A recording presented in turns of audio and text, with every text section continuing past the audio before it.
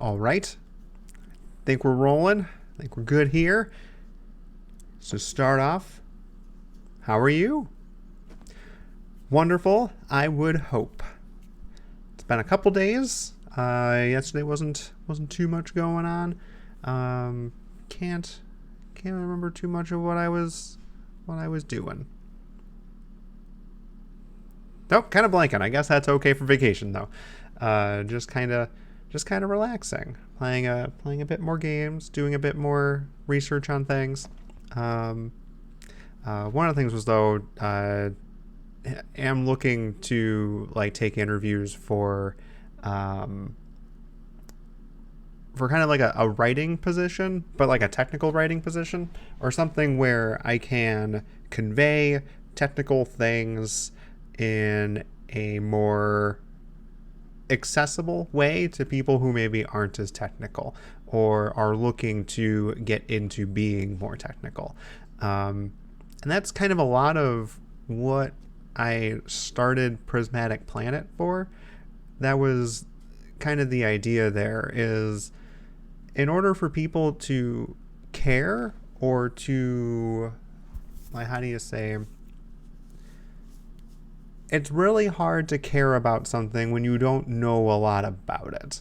And a part of what I was hoping to accomplish at some point with Prismatic Planet was to convey topics about the earth and nature, the environment, in ways that are interesting and kind of story driven. They're talking about how humans interact with nature. That way people who read it can get an idea for how people historically have interacted with the environment and how we do that now. What are kind of the pluses and minuses of doing it in either way? Where are we now and how can we improve? Because like just at a core level, we're so abstract from our planet today. I think I'd like sum it up a lot better in my first blog post about why humans are kind of disconnected from the environment today. But being able to break through the abstractions that we have today and remember what this planet is actually doing, what Earth systems are doing to make this place livable for humans, and what we do to disrupt that are things that I want to try and call attention to. Because just thinking that we're not really a part of it is kind of a bad way to interpret your home. You're living here, and it's important that you understand at some level what it's doing for you and what you're doing to either help it or hurt it.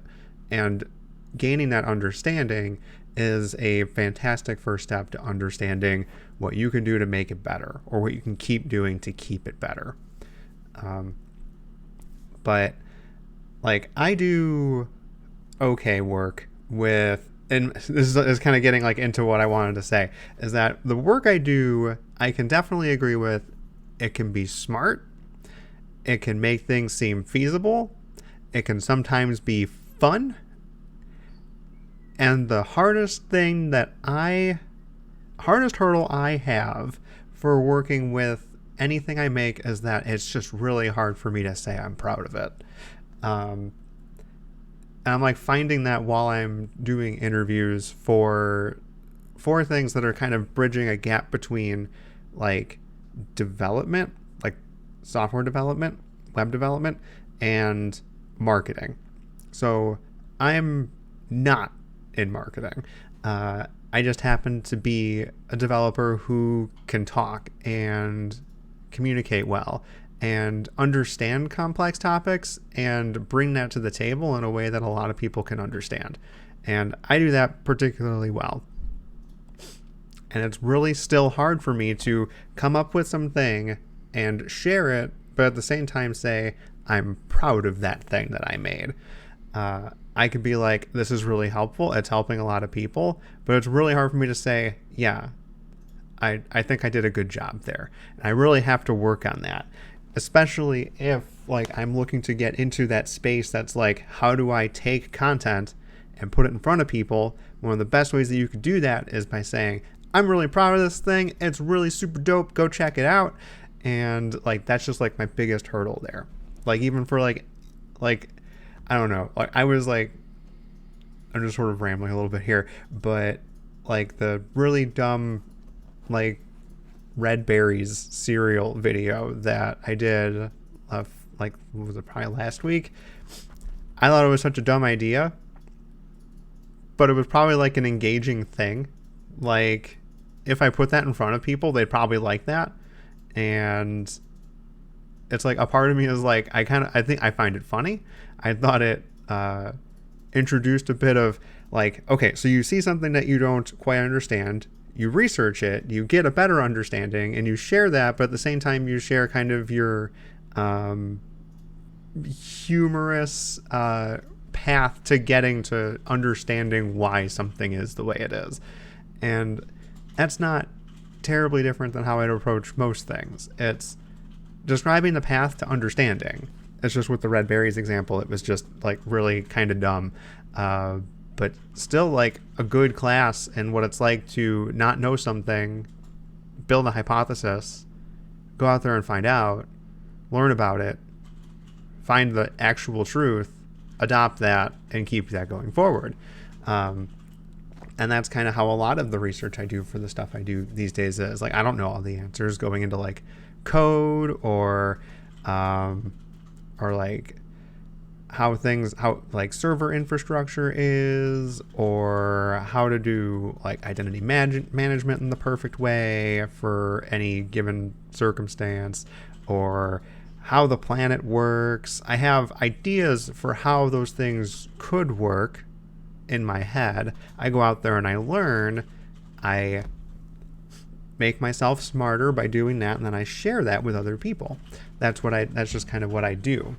So the red berries thing is kind of like a nice little like summation of that, and just a funny little package. But at the same time, the same thing happens on the other side of it. I make this thing that I'm like, you know what, that actually do okay. If only it wasn't me there, then I could be proud of it. But hopefully that's something that I can kind of work a little bit on. And maybe being around other people who are more in that marketing space. Like, I'm surrounded by developers right now. A lot of them are kind of in that same boat as me. It's like, I'm doing what I would think is good work. Would I ever really like to say I'm proud of it? It's like, no, because in another month, there's going to be a new, better way to go about doing the exact same task. And suddenly I don't want to be anywhere remotely related to my last answer to that question. But being able to get over that hurdle is an interesting thing. I'm sure plenty of people have that. It's, I don't know, it feels like slightly related to like an imposter syndrome. Like I don't know what I'm doing, therefore I can't be proud of anything that I put out, even if it performs slightly well, or I am internally proud of it. I can't externalize that I'm proud of it. So maybe a little bit of that. Though I think everybody feels that to some extent. We can't really escape it. We're a social being. We're a social thing. That ever thinking that people don't think about you is just something that we don't comprehend very well. Since we're always the center of our own universe, it's really hard to think that people aren't thinking about the really silly things we do, when in reality, they're the main character of their universe and probably don't care about your slip up. Or the thing that you're proud of for longer than the moment that you said it, and they'll go check it out and they'll be like, oh, that was actually pretty good, or oh gosh, that was terrible. But then like in a day they'll forget about it because it's either impacted their central story or it didn't bother them, and now it's just gone. They're off main charactering the rest of their life at that point. So maybe I'm just like kind of spewing a little bit of words there to encourage me to do it more, but maybe hearing that helps other people too. So yeah, remember that you're the main character of your story. That's just how we're wired to think. And if you're ever concerned about how other people think about what you did within their main story, it won't impact it very long. If it does end up inspiring them to do something, they'll remember that part of it, but very rarely, hardly ever, are they going to remember something so terrible and inspire them to go in the other direction. But even then, you inspired them. So you should be proud of that, too. Yeah, we'll leave it at that. I don't know, weird little topic, but gotta work on that stuff myself, too. Still gotta do that. Still just being a human here. All right. Then tomorrow, might be talking a little bit about game stuff. I'm thinking it's probably going to be Legend of Zelda. It's not going to be a random one of those. I'll pull one of the links off of the shelf there, and I can gush a little bit about probably mostly Breath of the Wild, but a little bit kind of how I was introduced to the series and got into that over time, as Fridays are. Well then, I hope you've had a wonderful day, and you continue to have a wonderful day and a wonderful tomorrow, and we'll catch you then. See ya.